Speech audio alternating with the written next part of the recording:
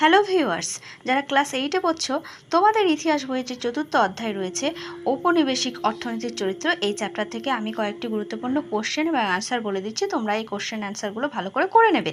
তাহলে দেখে নাও। পাঁচশালা বন্দোবস্ত কে চালু করেন? ওয়ারেন হেস্টিংস চালু করেন। দশশালা বন্দোবস্ত কে চালু করেন? লর্ড কর্নওয়ালিস চালু করেন। বাংলায় জমিদারি ব্যবস্থা কে প্রবর্তন করেন? বাংলায় জমিদারি ব্যবস্থা প্রবর্তন করেন লর্ড কর্নওয়ালিস। কে কবে চিরস্থায়ী বন্দোবস্ত চালু করেন? লর্ড কর্নওয়ালিস 1793 খ্রিস্টাব্দে চালু করেন। বাংলায় কে জমিদারি ব্যবস্থা প্রচলন করেন? বাংলায় জমিদারি ব্যবস্থা প্রচলন করেন লর্ড কর্নওয়ালিস। কার আমলে রাজস্ব বোর্ড স্থাপিত হয়? ওয়ারেন হেস্টিংসের আমলে স্থাপিত হয়।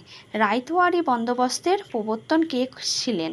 ক্যাপ্টেন আলেকজান্ডার রিড ও রায়তওয়ারি বন্দোবস্ত প্রবর্তন করেন।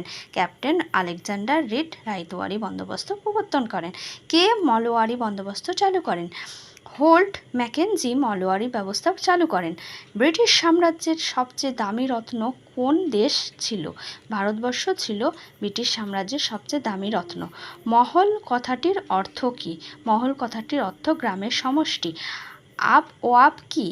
নির্ধারিত রাজস্বের অতিরিক্ত করকে আপ ও আপ বলা হয়। আপ ও আপ কি?